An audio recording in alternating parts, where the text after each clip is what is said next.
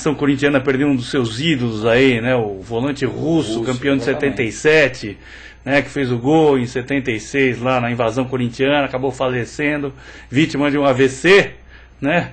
Vamos mostrar o gol do russo aí, ô Sérgio.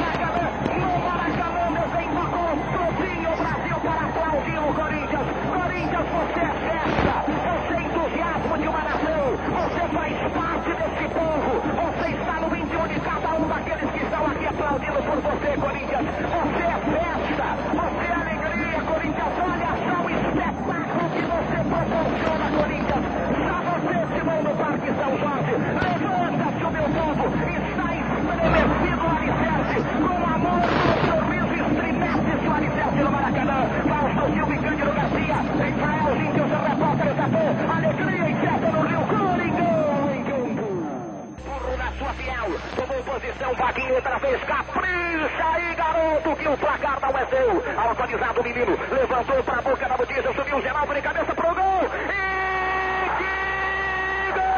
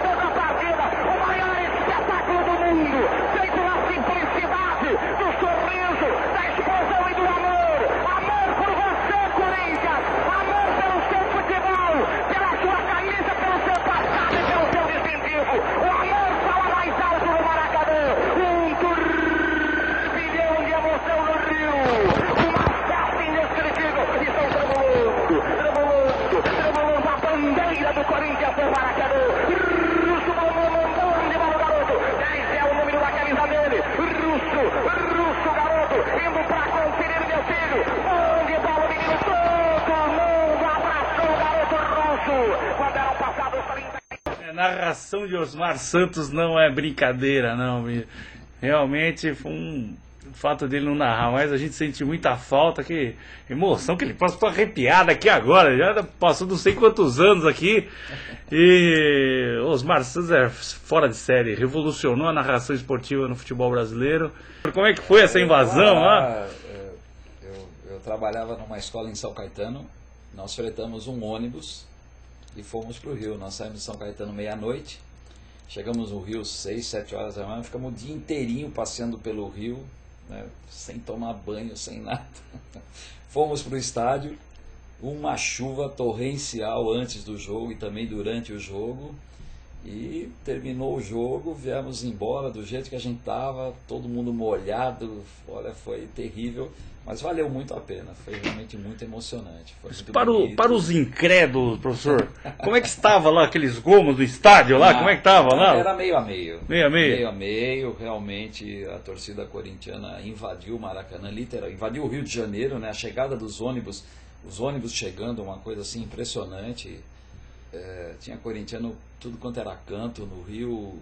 Não era mais que meio a meio não, professor? Porque meio a meio... Olha, não sei, vamos deixar no meio a meio para a pessoa tá no não achar lucro, que é hein? exagero, né? Não, Mas Porque assim, foi muito bonito, realmente, foi um momento histórico, né, do Corinthians, foi muito legal. Tem vídeos aí, o pessoal procurar no YouTube, né? Tem entrevistas com o Francisco Horta, né, que era o presidente do Fluminense na época, ele declarando que ele vendeu 50% dos ingressos pro Corinthians. Né? Que ele ofereceu para o Matheus tirou o talão de cheque do bolso, assinou o cheque, deu para ele comprando 50% dos ingressos. Quer dizer, isso para a torcida de São Paulo. E os corintianos que estavam no Rio? E a torcida do Flamengo? Dizem que tinha muito flamenguista, que né? torceu pro Corinthians. Torcendo pro Corinthians. Mas de qualquer maneira... Bom, baseado nessa ótica, já tá bom. Era meio de corintianos, né? Tinha lá uns 10% de flamenguistas. Naquela época, quando os estádios não tinham encolhido ainda, né? Porque agora todos os estádios encolheram, né? É uma coisa inacreditável, né? O Morumbi, Corinthians e Ponte Preta, segundo jogo, tinha 147 mil. Hoje, 60 mil já está lotado. Então, é estranho o que acontece, né? Não é que é estranho, assim. É que chove muito, então o estádio parece que encolhe. É que houve uma mudança na legislação, né? Verdade. Que antes não tinha lá. Hoje o senhor vai lá no estádio, lá tá marcado. Você com vê, faixas, 50% do Maracanã naquela época eram, sei lá, 60 mil lugares. Nesse jogo aí, me parece que a renda foi 145 mil pagantes, né? 70 mil. Corinthians, exatamente. Foi muito legal, foi muito bacana. Valeu a pena. Valeu a pena. Uma loucura, mas valeu a pena. Né? Aquela chuva toda. Não tinha nada para comer na volta, porque era tanto ônibus do Corinthians, até os postos da estrada fecharam, né? Com medo da torcida, enfim. Mas também não tinha tanto posto assim. Exatamente, e os poucos que estavam abertos já não tinham mais nada, né? Porque o pessoal passava. Ah, sim, com certeza. O pessoal possivelmente não estava preparado para receber tantas pessoas, né? De jeito nenhum. Primeiro, segundo, terceiro ônibus já acabou com o estoque que tinha lá no posto. Mas foi muito legal, foi muito bacana. Aí passou, e até conversando lá com o Raul outro dia, né? Ele estava me comentando que nesse episódio aí, em 76, a torcida que levou mais ônibus para o Maracanã foi a camisa 12, não foi a Gaviões. Ele, na época ele falou que a camisa 12, acho que ela levou o triplo da Gaviões de ônibus. Que a camisa 12 era maior do que a Gaviões na época. É verdade.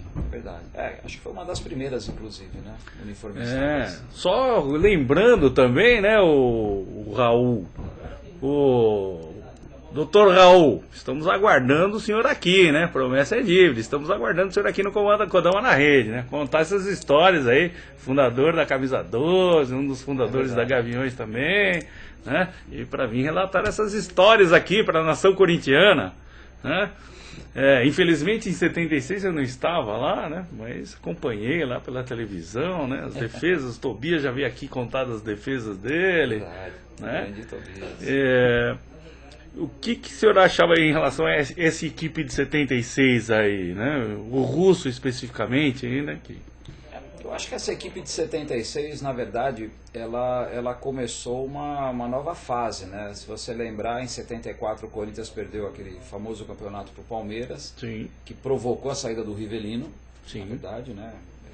Até hoje, eu particularmente acho uma tremenda de uma injustiça o que foi feito com o Rivelino, que na minha opinião foi talvez um dos maiores jogadores que o Corinthians já teve. E aí começou-se a criar uma equipe nova, né? Então acho que 76 foi o primeiro passo para essa mudança. E aí em 77, eu não sei dizer exatamente quantos, mas com um número muito grande de jogadores que fizeram parte dessa equipe de 76, né? Praticamente era a mesma equipe, né? A base era com certeza. praticamente a mesma. E foi o que levou o Corinthians, né, ao título de 77. Depois houve uma nova renovação com a chegada do Palhinha. Depois em 77 chegou, né? O Palhinha já estava em 77. O Palhinha já chegou em 77. Aí depois veio o Sócrates. Aí o time foi 79 já, né? 78, só que chegou em 78. Aí o Corinthians começou a entrar nos eixos, né? Faltava o título brasileiro, que veio em 90. E aí mantém-se a média, né? O Corinthians entrou nos eixos, quer dizer, aqueles 23 anos foram algo realmente completamente fora do normal para um time de futebol do tamanho do Corinthians, né? Ficar tanto tempo sem ganhar um campeonato, depois... Porque também tem que se considerar o seguinte, né? O futebol paulista especificamente, e hoje o futebol brasileiro, é muito difícil você manter uma hegemonia. As equipes estão cada vez mais fortes, né? O futebol de São Paulo tem 4 equipes fortes. É difícil você manter uma hegemonia. O Santos ganhou agora o tricampeonato, né? Eu acho um fato inédito assim, para a época, em função da força das equipes. No Campeonato Brasileiro, a mesma coisa. É muito difícil uma equipe repetir, né, campeonato, porque os times são muito fortes e existe uma alternância muito grande. Você vê esse ano nós não temos nenhum time de São Paulo na briga, a não ser o São Paulo que está tentando chegar no G4, mas São Paulo esse ano está devendo em termos de Campeonato Brasileiro, até pela circunstância, né? O Corinthians investiu tudo na Libertadores, o Palmeiras Santos, de uma certa forma também. O Palmeiras investiu tudo na Copa do Brasil, o Santos também na Libertadores chegou na semifinal, e o São Paulo que é o único time que, no meu ver, está ainda tentando brigar por alguma posição em termos de Libertadores. Mas é muito difícil. O futebol brasileiro hoje tem, de novo, assim como eu falei do basquete em nível mundial, hoje o futebol brasileiro tem meia dúzia, 8 times aí, todos em condições de ganhar um campeonato. Se o Corinthians não tivesse nessa situação de Libertadores e o Palmeiras talvez não tivesse, mesmo o Santos, com certeza esses 3 times estariam brigando lá na ponta também, com o Atlético, com o Fluminense, com o Vasco, com o Grêmio, né? Estariam brigando lá, sem dúvida nenhuma. Poupança programada, investimento garantido.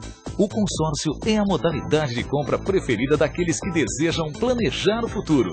Além da aquisição de bens, o consórcio mantém o poder de compra do cliente, sem riscos de perda de capital e sem juros. E para assegurar uma vida rentável e com tranquilidade, o consórcio acumula ainda mais vantagens. Novo plano sob medida. Rodobens Consórcio.